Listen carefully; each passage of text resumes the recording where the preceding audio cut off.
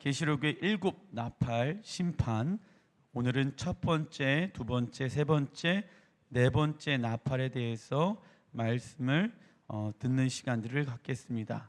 자, 그리스도인들에게 심판이란 무엇입니까? 새로운 날의 시작입니다. 그러나 믿지 않는 자들에게 심판은 무엇입니까? 공포와 두려움의 시작입니다. 그래서 많은 이들이 공포와 두려움으로 그 하나님의 심판을 해석을 합니다. 그러나 누구에게 공포와 두려움과 절망의 시작이겠습니까? 자신의 삶 가운데 예수님이 계시지 않는 사람들에게 공포와 두려움과 절망의 대상이 심판이라는 것입니다. 그러나 우리 그리스도인들은 날마다 하나님의 심판대인 십자가 앞으로 나아가게 되어집니다. 그래서 우리의 죄가 다 예수 그리스도의 피로 말미암아 사함을 받게 되어지고 우리는 날마다 새로운 삶을 경험하게 되어집니다. 그래서 우리는 날마다 심판대 앞으로 나아가는 것입니다. 왜요? 우리에게 새로운 날을 주시고자 하는 그 하나님의 은혜를 우리는 너무나도 잘 알고 있고 그것을 믿고 있기 때문에 그렇습니다. 정말 이 십자가의 은혜를 믿고 있는다라고 하면은 날마다 새로운 삶을 경험해야 합니다. 그러나 어제의 어려움이 오늘까지도 영향을 받고 있고 오늘의 힘듦이 내일까지 영향을 받고 있다라고 하면은 우리는 십자가의 능력을 제대로 믿지 않고 있다라는 증거인 것입니다. 삶이 지긋지긋합니까? 오늘이 내일인 것 같고 내일이 오늘인 것 같고 어제와 다른 것 없이 우리의 인생을 하나님이 그렇게 반복적으로 살게끔 하시지 아니하였다. 하나님은 날마다 우리에게 우주보다 더 크신 사랑을 알려주시길 원하시고 바다보다 깊은 사랑을 알려주시길 원하시고 하늘보다 높으신 사랑을 알려주시길 원하십니다. 근데 왜 이러한 사랑을 경험하지 못하고 있느냐? 하나님 탓이 아니라 내가 그것을 믿음으로 취하지 않고 있기 때문에 습관적으로 육이 드는 습관, 육이 떠오르게끔 하는 생각, 그 느낌에 지배받고 있기 때문에 새로운 날의 시작을 경험할 수가 없는 것입니다. 날마다 동일한 삶의 시간, 날마다 반복적인 인생의 시간들 안에 재미를 느끼지 못하고 즐거움을 느끼지 못합니다. 그래서 그 재미와 즐거움을 무엇으로 누리려고 합니까? 세상의 술과 세상 사람들과의 만남과 그런 담소로 내 마음을 즐겁게 하려고 하고 기쁘게 하려고 합니다. 그런데 순간은 즐거울 수 있고 순간은 기쁠 수 있습니다. 그러나 영원토록 그것이 지속되어질 수는 있다 없다? 없다라는 것입니다. 그래서 우리의 안정감을 어디에 두어야 하는가? 예수님에게로 우리의 안정감을 두어야 하는 것입니다. 왜요? 세상은요 우리에게 날마다 우리가 원하는 것을 줍니까? 주지 않습니까? 주지 않습니다. 돈이 많으면 세상의 모든 것을 다 얻을 수 있을 거라고 생각하였지요. 그런데 돈 많은 사람, 건강 없으면 모든 것을 다 잃어버린 사람처럼 살게 되어집니다. 자녀가 잘 되어지면 걱정, 근심에서 해방될 거라고 착각했지요. 자녀가 잘 되어지는데 또 다른 나의 건강의 문제가 내 삶 가운데 찾아오게 되어진다라는 것입니다. 세상은요 우리가 원하는 것을 영원토록 줄 수 있다 없다? 없다라는 것입니다. 날씨가 더우면 시원한 게 좋을 거라고 생각하지요.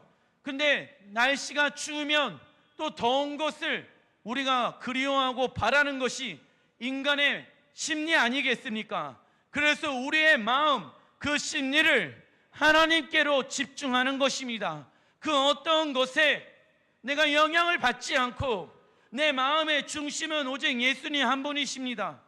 돈이 있어서 기쁜 거 많지만 그 돈으로 내 마음의 중심을 기뻐하지 않기로 결정합니다. 흥분하지 않는 거예요. 돈이 없어서 내 마음이 가난해 있지 않기를 원합니다. 예수님께로 내 마음을 집중하길 원합니다. 그러한 삶을 살아가게 되어졌을 때 하나님은 날마다 새로운 날을 우리에게 허락해 주신다. 그러나 새로운 날을 경험하지 못하는 자들의 특징은 무엇이냐? 십자가의 능력이 내 삶 가운데 없다라는 것을 우리는 확인할 줄 알아야 합니다. 그러면서 내가 믿고 있는 예수가 지금 내 삶 가운데 있는지 점검해야 합니다. 십자가의 능력이 오늘 내 삶 가운데 있었는지 우리는 점검해야 합니다. 왜냐? 그렇지 아니한다라고 하면은 우리는 종교적인 영에 사로잡혀서 하나님과의 인격적인 관계 없이 기도, 예배, 헌신할 수 있습니다. 거기에 우리의 불순종과 대체해버리는 거예요. 무슨 말입니까? 종교적인 행위로 불순종을 대체하는 거예요. 내가 오늘 주일 예배 드렸으니까, 내가 이렇게 헌신했으니까 내 세상 가운데 나아가서 요 정도는 타협할 수 있겠지. 왜? 금요일날 주일 예배 가갖고 또 열심히 예배하고 찬양하고 기도하면 되겠지 뭐. 그래서 교회 가서 열심히 신앙생활합니다. 기도 열심히 합니다. 그런데 그 열심이 나의 열심인지 하나님을 향한 열심인지 확인할 수 있는 방법은 무엇인지 아십니까? 삶 가운데도 동일한 삶의 연속이 되어야 하는 것 아니겠습니까? 근데 삶에서도 그러한 것이 이루어지지 않는다라고 하면은 나는 종교적인 열심으로만 신앙생활하고 있다는 것을 알아야 한다라는 것입니다. 그래서 오늘은요, 나팔이 불기 시작합니다. 나팔, 제가 불고 시작하겠습니다.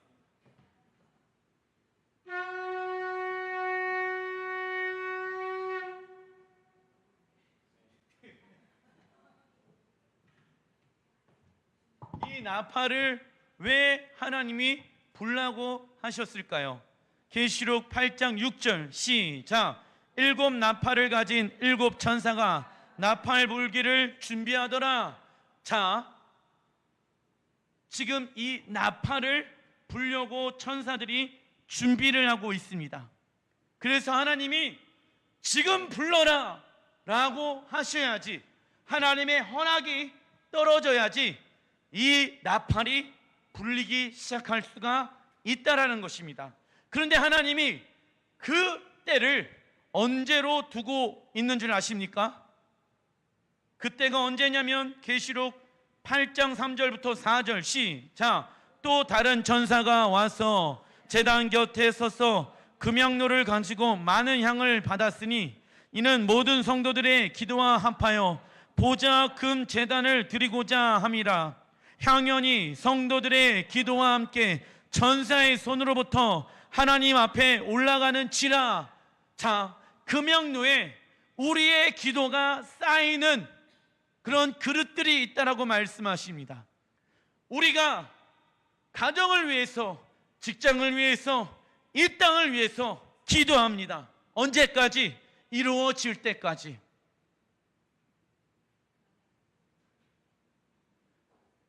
이루어질 때까지 기도하는 거예요. 그래서 그 기도가 금향로에 쌓이게 되어졌을 때 하나님은 이때 나팔을 불어라 라고 말씀하시는 것입니다. 하나님은 스스로 일하시지 않기로 결정하셨습니다. 이 나팔이 우리의 가정과 직장에, 일터에, 교회에 새로운 날의 시작을 알리는 나팔인지 아니면 심판과 두려움과 공포의 날의 시작인지를 우리는 알아야 합니다. 하나님은 우리의 가정에, 직장에 새로운 날을 주시고자 합니다. 그래서 우리에게 무엇을 하라? 기도를 하라. 그런데 말이지, 그 기도의 중심 가운데 그 기도의 응답이 되느냐 안 되느냐에 집중하지 말아라. 지금 이루어 주시옵소서, 나중에 이루어 주시옵소서, 언제 그 기도가 응답될 것인지 너희들은 그 시간의 때를 나에게 맡겨라. 왜 기도하다가 지칩니까? 왜 예배를 드리면서 힘듭니까? 따라해 보겠습니다. 내가 그 중심에 있기 때문이다. 기도를 하는데 하나님이 원하시는 기도가 뭔지 아십니까? 나의 것이 다 빠져 있는 기도예요. 예수 그리스도의 피로 다 씻겨진 기도입니다. 기도하다 보면 복잡한 것이 있지요. 기도하다 보면 내 마음에 염려라는 것이 올 수가 있지요. 두려움 가운데 있기 때문에 기도할 수도 있습니다. 그런데 하나님 앞에 온전하게 올라가는 기도는 뭔지 아십니까? 제하는 거예요. 내 마음의 중심 가운데 두려운 생각들, 염려, 근심, 걱정, 이런 것들을 예수 그리스도의 십자가에 못 박는 것입니다. 그리고 하나님이 여기까지 인도해 주셨습니다. 앞으로도 인도하실 분이 누구이십니까? 하나님이십니다. 진짜 그 고백을 하나님은 듣기를 원하신다라는 것입니다. 그런데 처음부터 진심의 기도가 이게 잘 되어지지가 않아요. 왜요? 영향을 받아 있기 때문에 두려운 환경에 처해져 있죠. 기도했는데 답답한 상황 가운데 있죠. 아무리 시간이 지나도 변화되어지지 않는 내 가정의 환경이 지금 떡하니 있죠. 그런 것들이 주님을 신뢰하지 못하게끔 막고 있는 것입니다. 그래서 제거 기도가 필요한 거예요. 예수의 이름으로 명하노니 내가 주님을 신뢰하지 못하게 막고 있는 것들, 내 마음의 두려움들 떠나가, 사라져, 없어질지어다.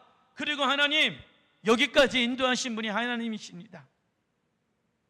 앞으로도 인도하실 분도 하나님이십니다. 그런 기도를 하나님 앞에 드리다 보면 내 마음이 어느 순간 하나님을 향하여 문이 열리기 시작합니다. 마음의 문이 열려서 주님이 우리에게 말씀하시는 음성에 우리는 집중하게 되어지고, 그 음성에 잘 왔다, 내가 너의 앞날을 책임지리라, 수고했다, 힘들었지, 내가 너를 안식 가운데 거하게 해줄게, 내가 그 문제 해결해 줄게, 나를 믿어라, 나를 붙잡아라, 나를 사랑해라. 이러한 주님의 음성을 듣다 보면은 어느 순간 내 눈에 뜨거운 눈물이 흐르기 시작한다는 것입니다. 그 기도를 드리고 난 이후에 문제가 해결이 안 되어졌는데도 불구하고 세상 가운데 강하고 담대한 마음 가지고 살아가는 삶을 그리스도인들이 살아낸다라는 것입니다. 그래서 하나님은 우리의 기도를 간절히 듣길 원하신다. 금영로에 우리의 기도가 쌓이신대요. 그리고 성령의 불이 우리의 기도와 연합되어져서 이 땅 가운데 내려오게 되어진다라고 말씀하십니다. 하나님의 뜻이 아닌 모든 것들을 소멸의 불로 역사하신다라고 말씀하십니다. 누구의 기도를 통해? 우리의 기도를 통해. 그래서 마지막 때 기도의 집에 운동들과 부흥들이 일어나게 되어진다. 기도하는 자들이 일어나게 되어질 것입니다.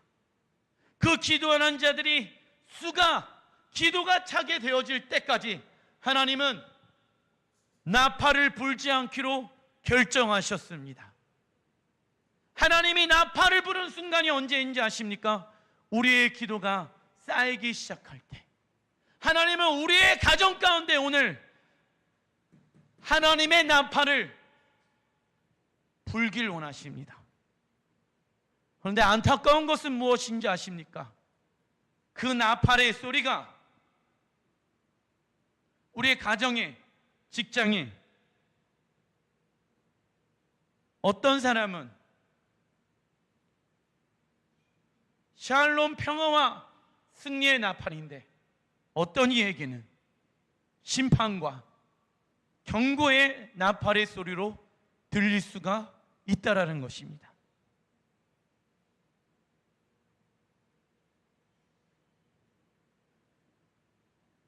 그 나팔의 소리를 듣고 그리스도인들은 주님이 행하실 것들을 보게 되어집니다. 그러나 믿지 아니하는 자들은 그 나팔의 소리를 듣지도 못하고 해석할 수도 없습니다. 왠지 아십니까? 이스라엘 백성들이 가나안 땅에 들어가게 되어졌을 때 그들이 먼저 부른 게 무엇인지 아십니까? 샤파르, 나팔이었어요. 근데 그 나팔을 들었던 이스라엘 백성들은 아직 전쟁을 하지 않았는데 승리와 평화를 경험했습니다. 동일하게 들은 부류가 있죠. 가나안 사람들. 그 가나안 사람들에게 나팔의 소리는 하나님의 심판의 소리였습니다. 패배의 소리였습니다. 두려움과 절망의 소리였다는 것입니다. 오늘 이 나팔의 소리를 그냥 우리가 문자적으로만 해석해서 보면은요, 너무나도 두려운 모습들이 많이 나와 있어요. 땅의 3분의 1이 모든 풀들이 다 없어지게 되어지고, 바다의 3분의 1의 생명이 다 없어지게 되어지고, 물의 3분의 1, 우리가 마시는 그 3분의 1이 다 마실 수 없게 되어지는 상황 가운데 오게 되어집니다. 그러나 우리 그리스도인들도 그 안에 동일하게 그 하나님의 나팔의 심판을 경험하게 되어진다는 것입니다. 그러나 우리는 그러한 것들을 두려워하지 않습니다. 왜? 하나님이 누구와 함께 하십니까? 하나님이 누구와 함께 하십니까? 그 하나님이 누구의 하나님? 그게 쉐마라는 것이에요. 이스라엘아 들으라. 신명기 6장 4절부터 5절. 쉐마 이스라엘, 들으라 이스라엘이요, 내가 너희들의 하나님이리라. 이게 다 알고 있는 내용이죠. 그런데 어떤 사람들에게 쉐마로 들리냐? 듣고 깨닫는 것 안에만 머물러 있는 것이 아니라 어떤 사람들에게, 순종하는 사람들에게 이게 마음 가운데 팍 느낌이 왜 안 오는지 아십니까? 순종하지 않고 있기 때문에 그냥 뭐 다 아는 내용이야 이렇게 생각하게 되어지는 거예요. 근데 쉐마는요, 듣는 거, 깨닫는 것만이 포함되어져 있는 것이 아니다. 진짜 쉐마는 히브리 원어북에 되어졌을 때, 듣고 깨닫고 행하게 되어졌을 때, 순종하게 되어졌을 때, 그게 쉐마라.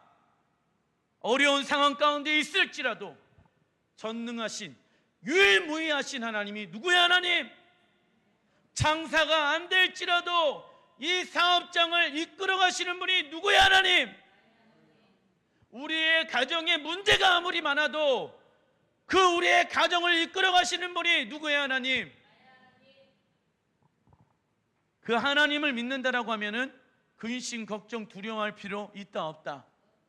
오늘 그냥 최선을 다해서 살면 된다는 것입니다. 오늘 주님과 함께 동행하면 되는 거예요.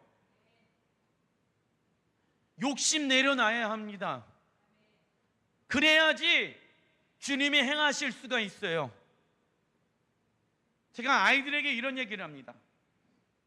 넌 꿈이 뭐야? 물어보면 그 꿈이 무엇인지에 대해서 10대 때 아이들이 다 대답을 해야 하는 것처럼 사회적 분위기가 그렇습니다. 그런데 꿈이 있는 아이가 많을까요? 꿈이 없는 아이가 많을까요? 없는 아이들이 많이 있단 말이에요. 근데 왜 꿈을 가지라고 얘기합니까? 꿈이 있어야지 지금 네가 무엇을 해야 할지 아니까 그것을 이뤄내기 위해서는 꿈을 가져야 되는 것, 말은 맞아요. 그런데 그 꿈의 중심이 무엇입니까? 세상에서 잘 되어지는 것이잖아요. 세상에서 돈 잘 벌려고 하는 것이잖아요. 사실 우리 그리스도인들은 그러면 됩니까? 안 됩니까? 우리 그리스도인들에게 꿈이 세상에서 잘 나가고 세상에서 돈 많이 버는 것이 우리의 비전과 꿈이 돼서는 됩니까? 안 됩니까? 그러니까 그리스도인들도 똑같이 자녀들에게 세상 방법으로 잘 먹고 잘 살기 위해서 꿈을 가지라고 얘기하고 있단 말이에요. 우리의 꿈은 주님 아니겠습니까? 우리의 꿈은 하나님의 나라 아니겠습니까? 돈 잘 벌면 뭐합니까? 잘 나가면 뭐합니까? 그 중심에 예수님이 계시지 않는데, 요즘 아이들이 그래서 뭐라고 얘기하는지 아십니까? 꿈이 없으면 뭐 어때? 오늘 하루 잘 놀고 잘 행복하게 살면 되는 거지 뭐, 이런 노래 가사가 있더라고요. 보니까 오히려 세상 사람들이 그렇게 지금 방향을 얘기를 하고 있단 말입니다. 오늘 하루 예수님과 함께 동행했다라고 하면 돈이 조금 없어도, 내가 지금 잘 나가지 못하는 상황 가운데 처해 있을지라도 우리는 좌절할 필요 있다 없다? 왜 좌절하냐고요?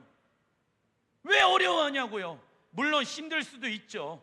어려워할 수도 있죠. 지칠 수도 있죠. 그런데 우리는 그러한 것에 영향을 받지 않기로 결정한 그리스도인들 아닙니까? 여기까지 인도하신 분이 누구이십니까? 그러면은 그 하나님이 내 삶을 인도해 주신다라고 하는데 그것을 믿지 않아요. 왜 이렇게 장사가 안 될까? 왜 이렇게 자녀들의 문제가 있을까? 왜 이렇게 교회가 걱정, 근심, 염려에 사로잡혀서 자유하지 못합니다. 자유하지 못해요. 그러니까 묶여 살죠. 마음에 평안함이 없죠. 교회를 다녀도 마음에 즐겁지가 않죠. 누구의 문제입니까? 내 문제예요. 내 문제, 내 신앙의 문제예요. 그것을 점검해 봐야 합니다. 그걸 돌이켜 봐야 돼요. 사람들은 그런데 잘못된 믿음을 가지고 있습니다. 그냥 천국 가면 되겠지 뭐, 이런 게 신앙인가 보다 라고 하면서 나 이제는 신앙생활 조금 편안하게 했으면 좋겠다. No, 안 돼요. 신앙생활은요, 편안하게 할 수 있다 없다? 구조 자체가 신앙생활은 편안하게 할 수 없는 구조입니다. 왜요? 날마다 나를 복종해야 되거든. 날마다 십자가에 못 박아야 되거든. 편합니까? 편하지 않습니까? 즐겁습니까? 즐겁지 않습니까? 즐겁지가 않아요. 그런데 목사님, 내가 교회를 다닌 지 30년이 되어지고 40년이 되어졌는데 이제는 조금 뭐 하고 싶어요? 편안하게 신앙생활 하고 싶어요. 이렇게 얘기하시는 분들이 있으세요. 그러면 안 돼요. 그러면 안 돼요. 그때 나이가 60, 70, 80 찼을 때 더 주님 앞에 자신을 점검해 보면서, 다윗도요, 나이가 많이 차게 되어졌을 때 몸이 이제 식으니까, 노인이니까 피가 끓지가 않잖아. 혈액순환이 빨리빨리 안 되니까 신하들이 다윗 왕이여, 당신의 침소에 젊은 여자를 넣어드리겠습니다 라고 얘기를 해요. 그 당시는 당연한 어떠한 행동들이었어요. 다윗 왕이 뭐라고 얘기했는지 아십니까? 예전 자신이 그 하나님 앞에 범죄했던 생각들을 알아서 내게 여자들을 드리지 말아라 라고 이야기합니다. 말년에 가면 갈수록 다윗은 하나님께 집중하기 시작한다라는 것입니다. 우리의 신앙이 이렇게 되어야 하는 것입니다. 왜? 이 나팔의 심판은 온다 안 온다? 오기 때문에. 오기 때문에. 예수님이 이 땅 가운데 다시 오시는 것을 우리는 믿어요, 안 믿어요? 믿어요. 그 예수님이 이 땅 가운데 다시 오셨을 때 인심판이 풀어지고 나팔심판이 풀어진다라는 것입니다. 누구의 기도를 통해? 우리의 기도를 통해. 그래서 이 마지막 때 기도의 집이 무너졌던 다윗의 장막의 예배가 왜 회복되어야 하는지에 대해서 하나님이 말씀하고 계시는 것입니다. 일곱 나팔의 심판은 써놔주십시오. 성도들의 기도를 통해 이 땅 가운데 풀어지기 시작합니다. 일곱 나팔의 심판은 성도들의 기도를 통해,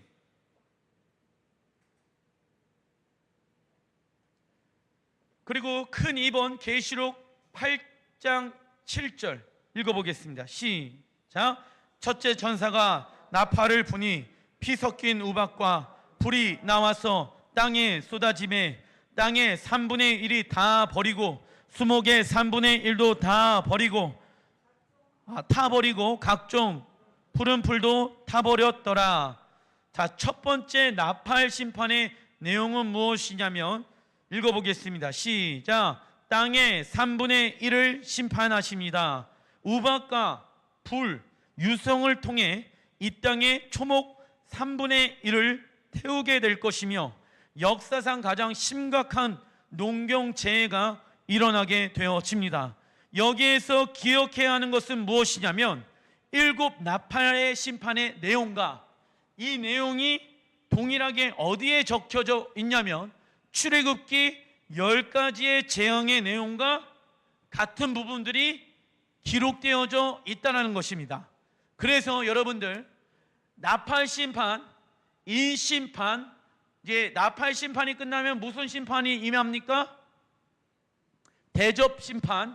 이러한 심판들은요 이미 성경에 기록되어져 있다.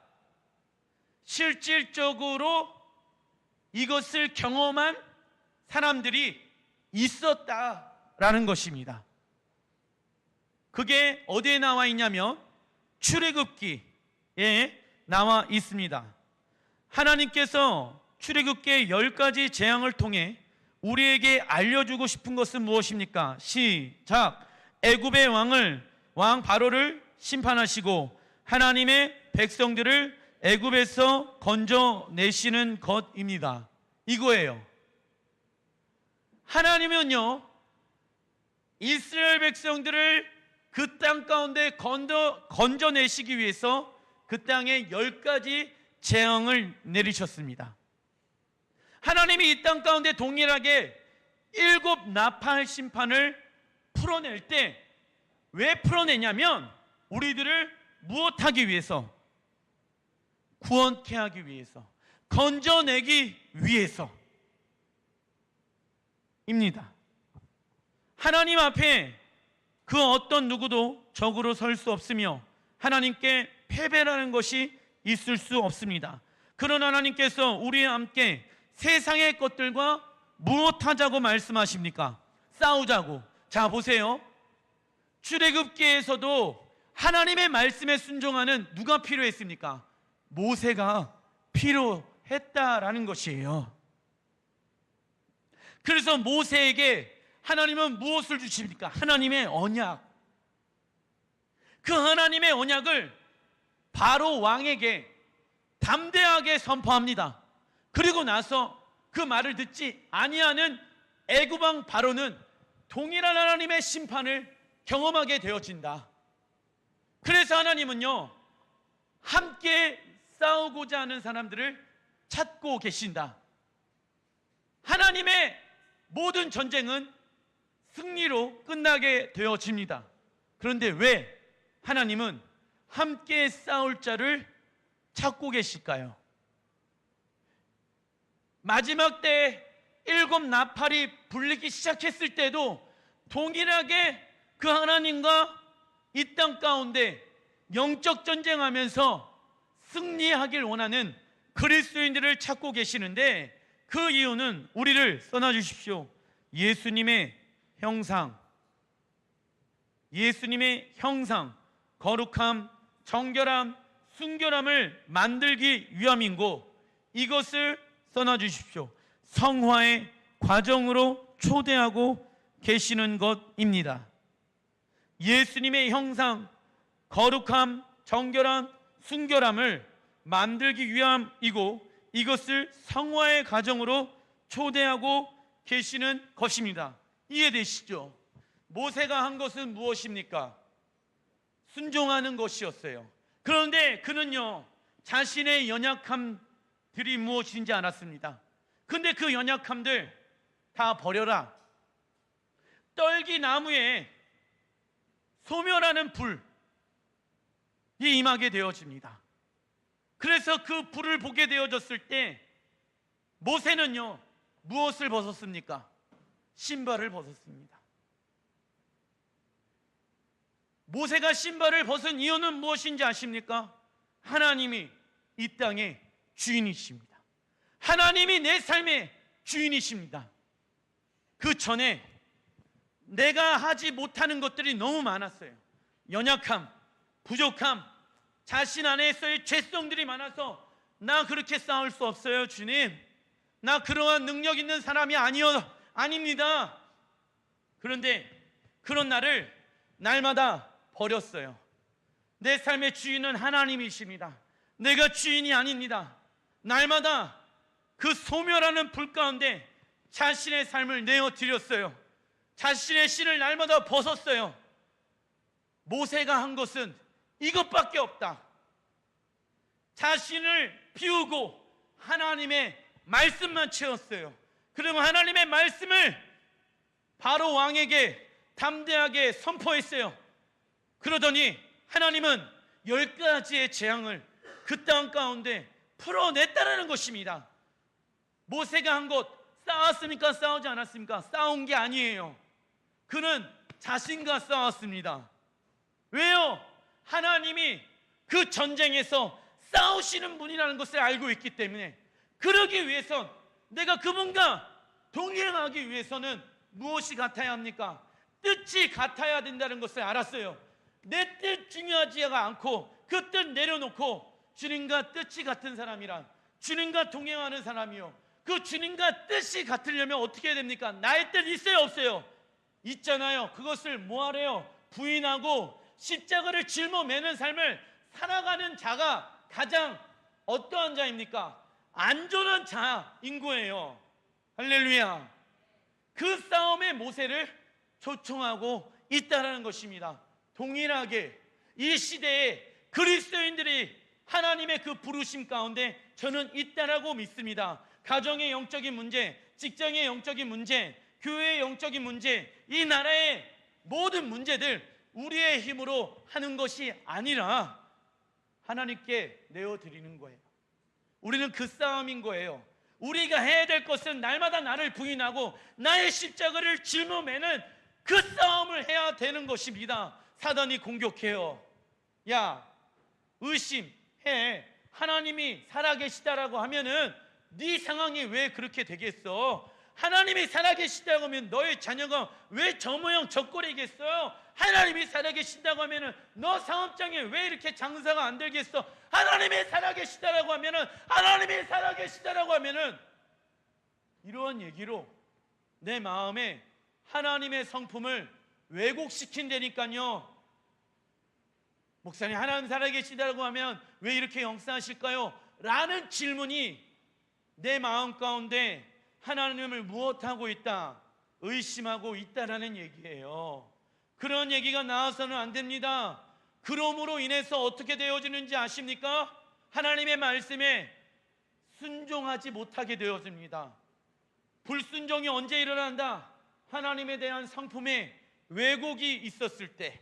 정말 하나님이 살아계신다라고 하면은 이런 상황 가운데 이렇게 하시는 게 맞을까? 하나님이 행하실 거에 대해서 기대감이 없게끔 합니다. 이 시대의 그리스도인들이 가장 큰 문제가 뭔지 아십니까? 영적 전쟁하려고 하지 않습니다. 전신갑주 입으려고 합니까? 안 합니까? 다 육으로 생각하고 육으로 판단하고 결론을 내버립니다. 지금 이 상황에 우리의 가정에, 직장에 영적인 부분들의 영역이 있는데 그 영적인 부분들의 영역을 영으로 풀어내야 하는데, 영으로 끊어버려야 하는데 육으로 그것을 생각해 버리는 거예요. 그러니까 하나님의 능력이, 하나님의 기름 부으심이 그 땅 가운데 풀어질 수 있습니까? 없습니까? 없는 거예요. 그래서 그리스도인들이 신앙생활 하는 데 있어서 가장 위험한 생각은 뭡니까? 당연히 하나님이 나와 함께 하시겠지. 써놔 주십시오. 신앙생활하면서 가장 위험한 생각이란 당연히 하나님이 나와 함께 하시겠지 라는 생각이에요. 성령도 소멸한다라고 신약 성경에 기록되어져 있죠. 죄 있는 곳에 주님이 함께 하실 수 있다 없다? 없다라고 말씀하고 있죠. 그런데 왜 우리와 주님이 함께 계시지 않는다는 것은 생각 안 하냐 이거예요. 내가 죄를 지으면서 생각으로, 마음으로, 행동으로 죄를 짓고 있는데 죄 있는 곳에 주님이 함께 하실 수 있다 없다? 없잖아요. 그러면 주님이 나와 함께 영원토록 동행할 수 있습니까 없습니까? 동행은 영원토록 주님과 동행하려면 주님의 뜻이 같아야 한다니까요. 그런데 그리스도인들이 당연히 하나님이 나와 함께 하고 계시겠지 라고 착각하고 있다니까요. 삶은 어떤 삶을 살고 있습니까? 죄인된 삶을 살고 있는데, 그러니까 한 번 구원은 영원한 구원이 맞다 아니다? 아니다. 주님이 잃어버릴 수 있다 없다? 있다. 근데 주님은 단 한 번도 본인이 먼저 스스로 손을 놓은 적이 있다 없다? 누가 나요? 그리고 누구 손을 붙잡아요? 세상 손 붙잡지 않습니까? 세상의 방법으로 가정의 문제, 직장의 문제, 사업의 문제, 교회의 문제를 해결해 나가려고 하지 않았습니까? 그러면 나와 주님과의 관계가 어떻게 되어집니까? 끊어지는 것이죠. 단절되어지는 것이죠. 아까 말씀드렸잖아요. 우리의 싸움은 혈과 육에 관한 것이 아니에요. 악한 영적인 존재가 있대요. 그래서 우리 그리스도인들은 싸울 준비를 해야 한다는 것이에요. 구원의 투구 쓰고 흉배 쓰고 허리띠 메고 군화 신고 검 들고 하나님이 나에게 주신 말씀의 언약을 휘두르는 거예요. 근데 휘둘러요 안 휘둘러요? 내 말에 하나님의 언약의 말씀이 많이 나옵니까? 불평, 근심, 걱정, 염려, 정죄가 많이 나옵니까? 그런데 어떻게 주님과 동행할 수 있겠습니까? 그런데 주님이 나와 영원토록 함께 계신다는 것을 나는 믿어. 정말 믿는다라고 하면은 이러한 삶을 살아갈 수 있겠습니까? 안 되잖아요. 영적 전쟁 하려고 하지 않아요. 그래서 이 땅에 승리하는 그리스도인들이 많습니까? 패배하는 그리스도인들이 많습니까? 그런데 말로는 예수 승리, 누구 승리? 예수 십자가에서 죽으심으로 말미암아 나는 무엇하였도다? 승리하였도다. 승리하였도다. 뭘로만? 말로만 승리했다. 삶은 졌는데, 꽝인데, 삶은 패배했는데 누가 알아요? 내가 아는데. 근데 교회 와서는요 승리했네. 집에 가서는요 졌네. 교회 와서는요 승리했네. 집에 가서는요 졌네. 그러면은 말로는 승리하였다고 하는데 패배하는 그리스도인들이 많은 이유가 뭔지 아십니까? 무엇 하려고 하지 않아요. 싸우려고 하지 않아요. 가정의 문제가 툭 튀어났을 때 영적으로 싸워야 되는데 뭘로 싸웁니까? 육으로 싸워. 그냥 직장에 문제가 왔었을 때 영으로 뚫고 가야 되는데 세상의 방법으로 뚫고 가려고 하니까 됩니까? 안 됩니까? 안 되잖아요. 싸우려고 하지 않아요. 그러니까 그 믿음이 무슨 믿음입니까? 잘못된 믿음, 죽어있는 믿음. 예수 승리, 나의 승리 맞아요 말은. 그러면은 무엇 해야 됩니까? 싸우기만 하면은 승리는 누구의 것? 근데 뭐 하지 않는다? 싸우려고 하지 않아요. 영적 전쟁 하려고 하지 않아요. 나 어디만 가면 장땡이에요. 그러니까 근데 적그리스도의 영이 현재 있대요 없대요? 있잖아요. 적그리스도의 영이란 예수님을 주라고 인정하지 못하게 하는 영이래. 우리의 삶 가운데 예수님이 주인이신데 내가 주인된 삶을 하게끔 하는 영이래. 그러면 어저께 그냥 딱 하루를 한번 평가해 봅시다. 나는 적그리스도의 영에 사로잡혀서 살았던 시간이 많았던 것 같아요. 성령의 영에 사로잡혀서 살았던 시간이 많은 것 같아요. 내가 하고 싶은 대로 하는 게 적그리스도의 영에 사로잡혀 있는 거예요. 일찍 자야 되는데 밤에 막 놀러 다니고, 밤에 먹지 말라고 하는데 막 먹고. 왜요? 아침에 일어나면 부딪히잖아요. 힘들잖아요. 일찍 자서 주일을 준비하라고 하는데 놀고 할 것 다 하고 하면 됩니까? 안 됩니까? 안 돼요. 그러니까 그러한 상태 가운데 예배 들어오니까 은혜가 됩니까? 안 됩니까? 안 돼요. 왜? 마음의 문은 안 열려 있거든. 뭔가 느낌이 지금 이상한데, 성령님이 계시지 않는 것 같아. 기도하는데 느껴지지도 않아. 뭘로 기도하려고 합니까? 뭘로 예배 드리려고 합니까? 그래서 뭔가 느낌이 안 왔어. 오늘 예배 뭔가 좀 예배가 별로였어. 기도 가운데 오늘 좀 느낌이 안 왔어. 그 느낌은 누가 역사한다? 사단이 쥐고 역사하는 거예요. 성경의 느낌대로 기도하래요? 성경의 느낌대로 예배하래요? 근데 우리는 자꾸 느낌으로 기도하고 예배하려고 해요. 그래서 오늘 뭐 느껴지면 어머 할렐루야 성령님이 임하셨네. 느껴지지 않으면 오늘 왜 이럴까? 목사님이 오늘 좀 예배 인도하는데 말씀 전하시는데 상태가 안 좋네. 이러고 있네. 물론 제 문제도 있죠.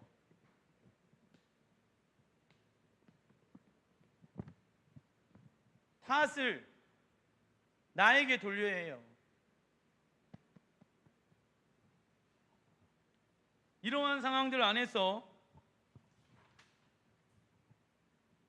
승리란 무엇입니까? 써놔 주십시오.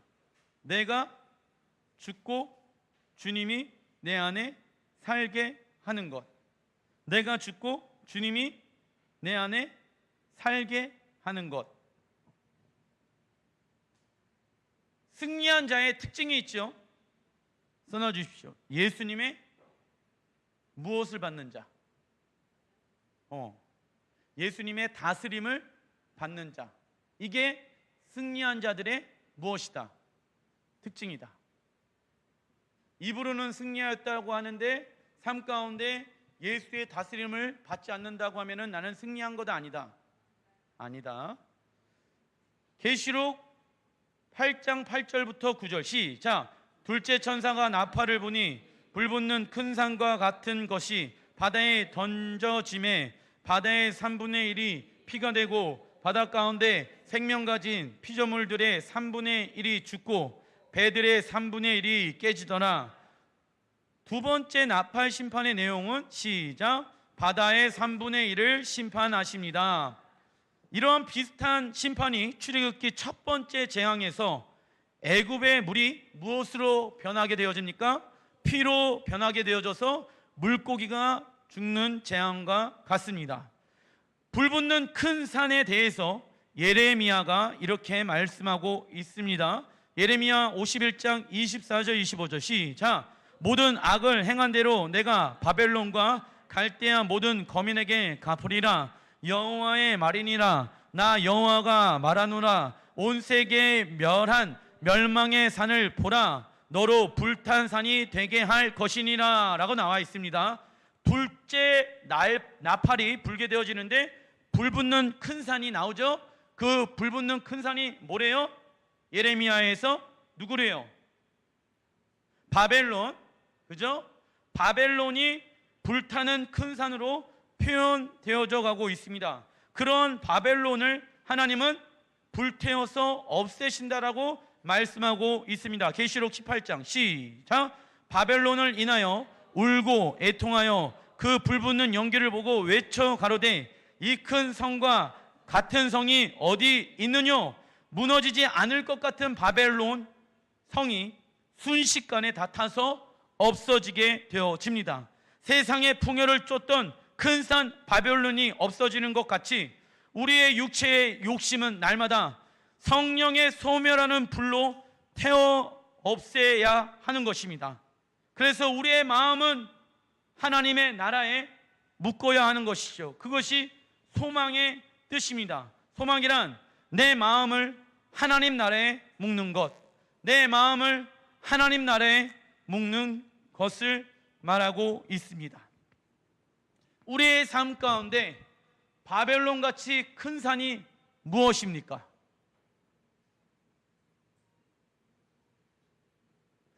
그러한 것들이 결국 두 번째 나팔 심판으로 인해서 다 태워 없어진다. 우상으로 만들어놨던 너희들의 육신의 정욕, 안목의 정욕, 이생의 자랑의 것들은 다 불타서 없어지게 될 것이다 라고 말씀하고 있습니다. 자, 세 번째 나팔 심판의 내용 같이 한번 계시록 8장 10절 시작. 셋째 천사가 나팔을 부니 횃불같이 타는 큰 별이 하늘에서 떨어져 강들의 3분의 1과 여러 물샘에 떨어지니 이 별 이름은 쓴쑥이라. 물의 3분의 1이 쓴쑥이 되매 그 물이 쓴물이 되므로 많은 사람이 죽었더라. 세 번째 나팔 심판의 내용은 읽어보겠습니다. 시작. 먹는 물 3분의 1을 심판하십니다. 이는 출애굽기 첫 번째 재앙에서 물이 오염되어져서 물고기가 죽어 땅이 오염되어지고 또 먹는 물이 오염되어지는 재앙과 동일한 내용의 모습들을 이야기하고 있습니다. 불타는 큰 별이 떨어져서 먹는 물 3분의 1이 오염되어집니다. 그 별의 이름은 뭐라고 이야기하냐면 쑥이라고 이야기하고 있습니다. 하나님께서 구약 성경을 보게 되어지면 쑥을 사용하실 때 있었는데 세상 풍요를 약속하던 우상을 섬기는 이스라엘을 심판하실 때 쓰시는 단어였습니다. 예레미야 9장 15절 시작. 보라, 내가 그들에게 쑥을 먹이매 독한 물을 마시우리니 이는 사악이 예루살렘 선지자들에게로 나와서 온 땅에 퍼짐이라 하시니라. 예레미야가 그 하나님의 심판을 경험하게 되어졌을 때 하나님이 무엇으로 이스라엘을 심판하십니까? 쑥으로. 그런데 이 쑥은요, 강한 독성을 가지고 있는 풀 종류입니다. 여러분들 1970년도 80년도만 보더라도 수돗물 끓여서 먹고 수돗물 틀어서 먹었습니다. 그런데 이 시대에서 이제는 수돗물을 먹으면 안 되는 세대 가운데 살고 있고 발암 물질이 들어가 있는 물을 먹고 사는 시대가 우리 대한민국 시대 가운데 지금 처해 있는 상황입니다. 대한민국뿐만 아니라 전 세계에서 그냥 마실 수 있는 물들이 극히 소수라고 이야기하고 있습니다. 그래서 어떤 사람들은요, 이 나팔의 심판이 벌써 이 땅 가운데 풀어졌다라고 해석하는 사람도 있습니다. 그런데 그게 언제 풀어졌느냐, 그건 중요하지가 않습니다. 우리가 이 시대 가운데 어떻게 살 것인가, 이 쑥이 심판으로 오게 되어질 때가 언제였습니까? 세상의 풍요를 약속하던 우상을 섬기는 이스라엘을 심판하셨을 때입니다. 여기에서 이스라엘은요, 우상을 섬기게 되어졌을 때 단 한 번도 하나님을 버린 적이 없습니다. 하나님도 섬기면서 누구도 섬겼다. 우상을 섬겼다. 우리도 똑같다. 하나님 섬기지만 무엇도 사랑합니까? 하나님도 사랑하지만 세상도 사랑하고 있죠. 이스라엘 백성들은요, 단 한 번도 하나님을 버린 적이 없어요. 하지만 왜냐? 과거에 하나님이 자신들을 어떻게 역사하셨는지 잘 알고 있거든. 부인할 수가 없어. 그러니까 우리도 마찬가지잖아요. 하나님의 은혜를 경험해봤잖아요. 그러니까는 교회를 떠나고 싶어도 떠날 수 있어요, 없어요? 없잖아요. 왜? 하나님의 살아계심을 내가 경험해봤거든. 그것도 인격적으로. 그것도 한순간이 아니라 여러 번. 그런데 똑같이 하나님 사랑하면서 무엇도 사랑할 수 있다? 세상, 우상을 사랑할 수 있다라는 것입니다.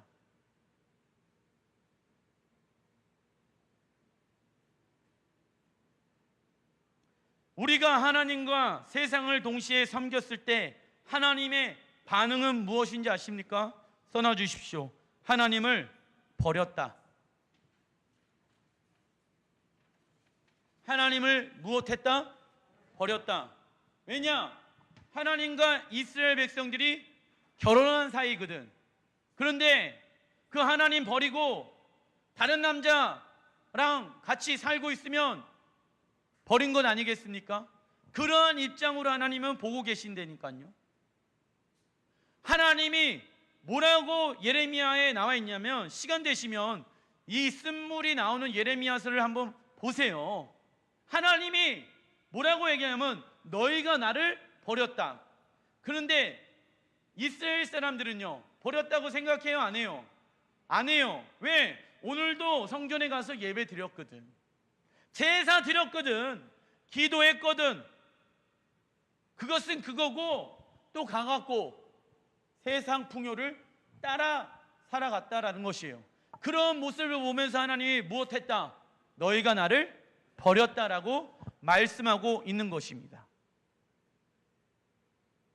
그래서 마태복음 7장 21절부터 23절 시작. 나더러 주여 주여 하는 자마다 다 천국에 들어갈 것이 아니요 다만 하늘에 계신 내 아버지의 뜻대로 행하는 자라야 들어가리라. 그때에 내가 그들에게 밝히 말하되 내가 너희를 도무지 알지 못하니 불법을 행하는 자들아 내게서 떠나가라 하리라. 그리스도인들에게 불법이란 무엇입니까?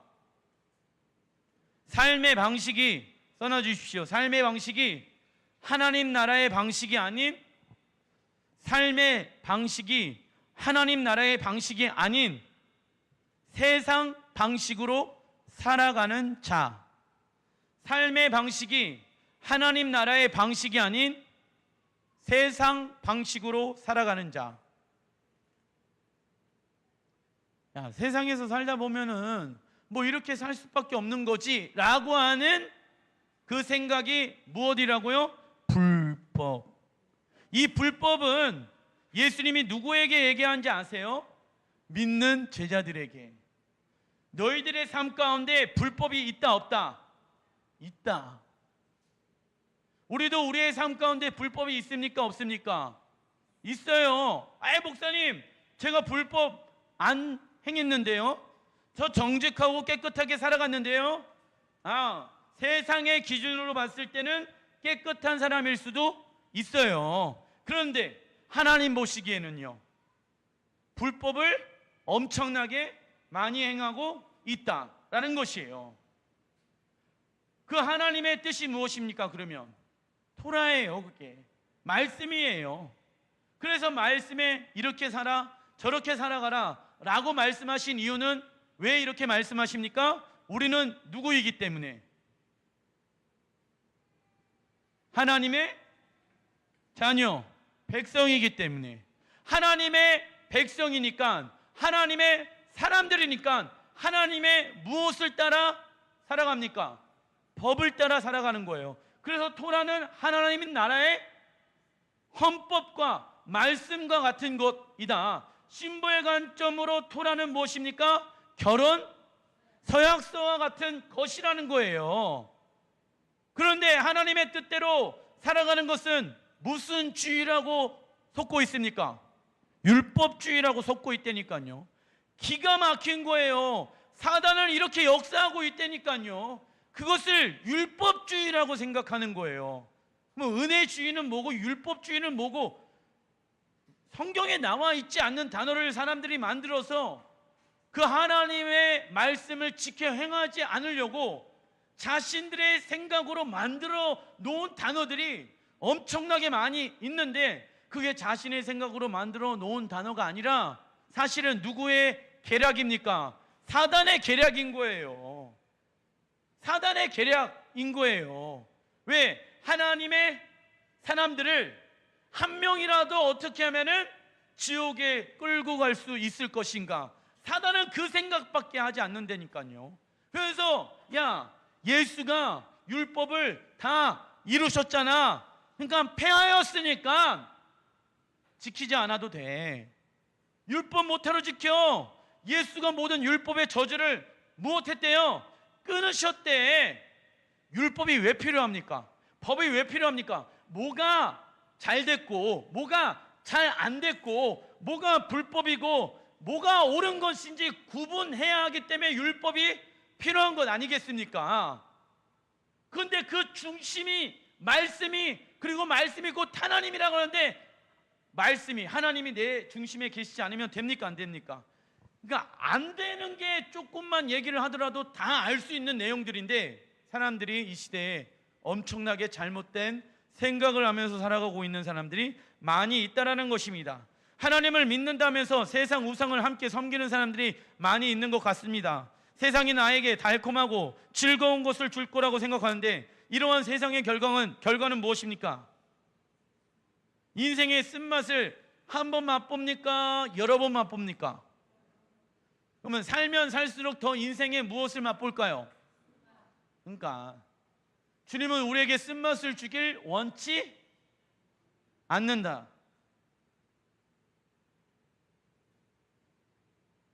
목사님, 그래도 쓴 게 몸에 좋다고요. 그러면 된다 안 된다?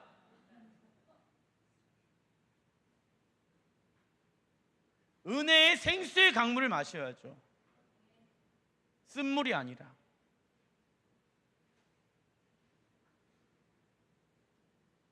계시록 8장 12절 시작. 넷째 천사가 나팔을 부니 해 3분의 1과 달 3분의 1과 별들의 3분의 1이 타격을 받아 그 3분의 1이 어두워지니 낮 3분의 1은 비춤이 없고 밤도 그러하더라. 네 번째 나팔 심판의 내용은 무엇입니까?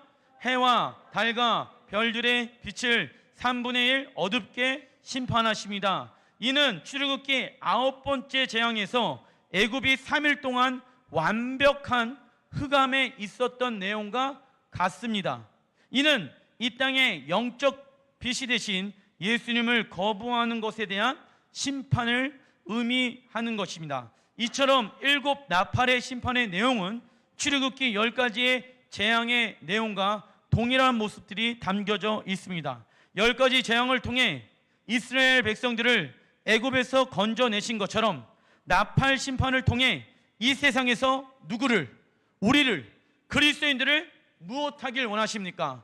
건져내시길 원하십니다. 그때 모세의 기도를 통해 하나님의 재앙이 애굽 가운데 풀어진 것처럼 마지막 때 이 땅에 기도하는 자들을 통하여서 하나님의 심판들이 풀어지게 되어지고, 모세가 기도함으로 인해서 이스라엘 백성들은 10가지의 재앙을 받지 아니하고 하나님의 권위 안에서 보호와 자유를 경험하게 되어진 것처럼 마지막 때에도 하나님의 말씀을 순종하는 자들에게, 순종이란 하나님의 권위 안에서 누리는 보호와 자유, 순종하는 자들만이 하나님의 무엇을 경험할 수 있습니까? 보호와 자유를 경험할 수가 있다라는 것입니다. 하나님이 10가지 재앙을 애굽에게 던졌을 때 하나님은 이스라엘 백성들을 보호하셨습니다. 그리고 그들을 출애굽시키셨습니다. 이게 하나님이 10가지 재앙의 핵심 내용인 거예요. 출애굽기에도 마찬가지인 것처럼 이 요한계시록의 7 심판의 나팔 심판도 동일한 것입니다. 무서워.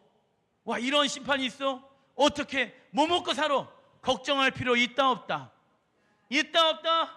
없다. 우리랑 별개의 내용들입니다. 이런 것을 우리는 겪게 되어지지만 그 안에서 우리는 무엇을 경험합니까? 하나님의 보호와 자유를 경험하게 되어진다는 것입니다. 할렐루야. 이스라엘 사람들이 애굽에서 그런 하나님의 초자연적인 역사의 보호와 자유를 경험하게 되어진 것처럼 하나님은 이 땅에 살고 있는 우리 그리스도인들도 그런 하나님의 보호와 자유를 경험하길 원하십니다. 그러려면 뭐 해야 됩니까? 순종하고 기도해야죠. 모세가 한 것처럼 날마다 나의 신을 주님 앞에 벗고 내 삶의 주인은 주님이십니다. 영적 전쟁하고 무너지지 않을 것 같은 바벨론과 영적 전쟁하고 왜 하나님이 그것을 다 태우시는 날이 온대. 세상에 높아진 것들을 다 무너뜨리시는 때가 오신대. 지금 그것 때문에 내가 힘들고 어렵고 눈물을 흘리고 지칠 수도 있습니다. 그러나 걱정하지 마십시오. 다 무너뜨리신대요. 그때가 오는 것을 우리는 알아요, 몰라요? 믿어요, 안 믿어요? 믿기 때문에 우리가 믿음으로 살아가는 거예요. 그날은 반드시 옵니다. 그때 우리가 해야 될 것은 모세와 같이 기도하는 것이고 이스라엘 백성들과 모세가 한 것처럼 하나님의 말씀에 순종하는 거예요. 왜 어린 양의 피를 문설주에 바르라고 하시지? 이해가 되어지지 않죠. 먹을 게 없는데, 식량이 없는데 순종하는 거예요. 이해가 되든 안 되든 전쟁하려고 하는데 왜 하나님이 지금 할례를 행하라고 하시지? 이해가 안 돼요. 하지만 순종하는 거예요. 왜 이 상황에서 이런데 왜 사업장을 내라고 하시지? 이해가 되어지지 않아요. 순종하는 거예요. 하나님이 우리 자녀에게 왜 이런 것들을 하라고 하시지? 이해가 되어지지 않지만 무엇하는 겁니까? 순종하는 거예요. 따라해 보겠습니다. 나의 IQ보다 하나님의 IQ가 1억 배 이상 많다. 아시겠죠? 미래의 영역은 누구의 영역? 그런데 자꾸 미래를 가지고 걱정하면 됩니까? 안 됩니까? 안 됩니다. 이러한 상황들이 이 땅 가운데 풀어지는데 사도 바울도 이 나팔 심판에 대해서 말씀하고 있는 영역들이 있습니다. 고린도전서 15장 51절 52절 시작. 보라, 내가 너희에게 비밀을 말하노니 우리가 다 잠잘 것이 아니요 마지막 나팔에 순식간에 호련히 다 변화되리니 나팔 소리가 나매 죽은 자들이 썩지 아니할 것으로 다시 살아나고 우리도 변화되리라. 자, 예수님께서 이 땅 가운데 다시 오실 때 무엇이 불러지게 되어진다라고 말하고 있습니까? 마지막 나팔, 샤파르. 이 샤파르에 대해서 우리는 정확하게 알아야 되는데 그 샤파르의 뜻은 무엇이냐면 평화, 승리와 회개와 심판입니다. 어떤 사람들에게 평화와 승리이겠습니까? 예수를 믿는 사람들. 어떤 사람들에게 회개와 심판이겠습니까? 예수를 믿지 아니하는 자들에게. 그래서 마지막 나팔이 불게 되어졌을 때 예수가 이 땅 가운데 오시게 되어진다. 나팔을 부는 시기가 언제입니까? 써놔 주십시오. 왕이 이 땅에 등장하기 전에, 왕이 이 땅에 등장하기 전에 불기 시작합니다.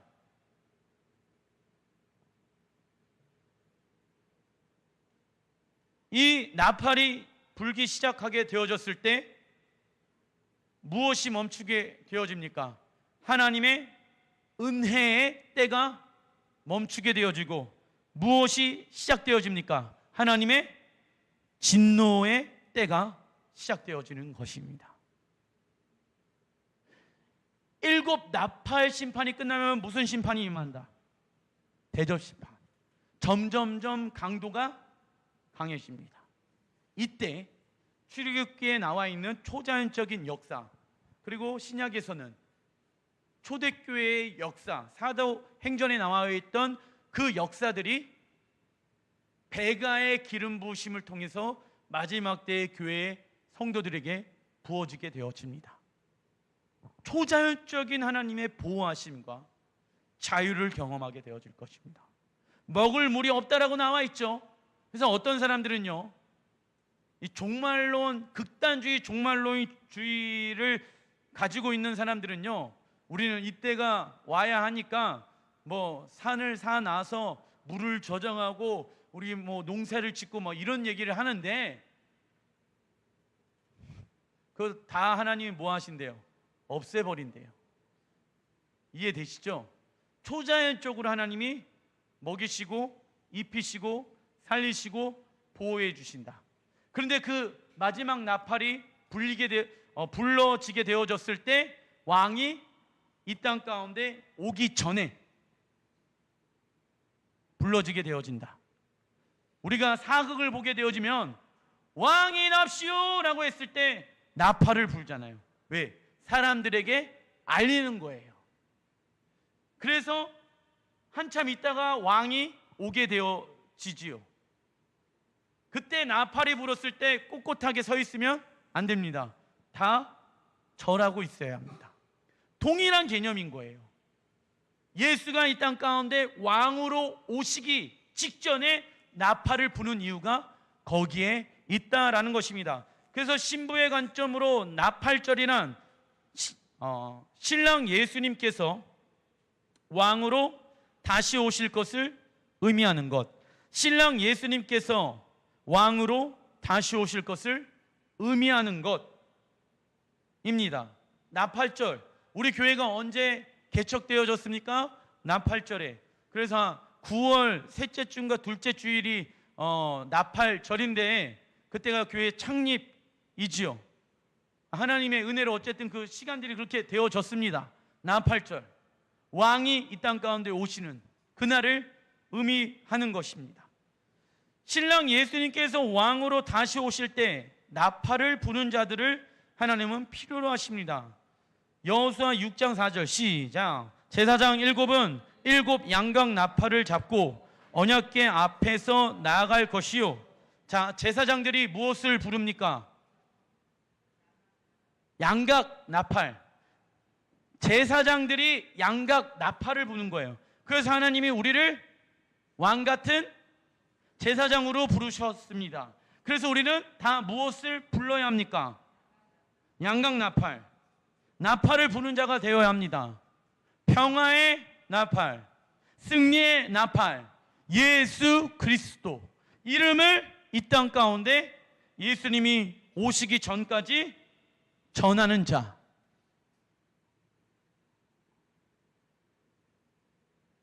그런데 이 제사장들은요, 나팔만 불지 않았습니다. 이 나팔을 어디에서 불렀냐면 양각 나팔을 잡고 언약궤 앞에 나아갈 것이요 라고 나와 있죠. 나팔을 불러가면서 세상 가운데 평화의 왕 대신 예수를 전하면서 그는 핍박받죠, 어려움 당하죠, 눈물 나죠. 하지만 날마다 어디로 나아갔다? 언약궤 앞으로 나아갔다. 예수의 이름을 전하는 게 그리스도인답게끔 이 땅 가운데 살아가는 게 쉽지가 않죠. 그래서 어디로 나아갑니까? 언약궤, 하나님의 영광이 있는 예수가 계시는 그 보좌 앞에 날마다 나아가는 것입니다. 하나님은 이러한 사람들을 이 시대에 찾고 계십니다. 가정에 하나님의 샤파르를 부르는 자, 직장에 하나님의 샤파르를 부르는 자를 하나님은 찾고 계십니다. 그리고 날마다 예수님이 계시는 보좌로 나아가 친밀한 사랑의 관계를 맺길 원하십니다. 이러한 제사장 직분을 신랑 예수님께서 왕으로 다시 오시기 전까지 감당하는 것입니다. 예수님께서 이 땅에 오시게 되어졌을 때 진짜 평화가 이 땅 가운데 이루어지기 시작하는 것입니다. 여러분들 가짜 평화를 만들지 마십시오. 여러분들이 버는 돈으로, 여러분들의 어떠한 직장과 직업으로 평화를 만들려고 하지 마십시오. 돈 많이 벌고 사업장이 잘 되어지고 먹고 마시는 문제에 너무 집중하지 마십시오. 그런다고 우리 가정에 평화가 오지 않습니다. 진정한 평화는 예수가 그곳에 왕으로 오셔야지 평화가 오게 되어집니다. 그곳에서 예수의 이름을 부르십시오. 나팔을 부르십시오. 그리고 기도하세요.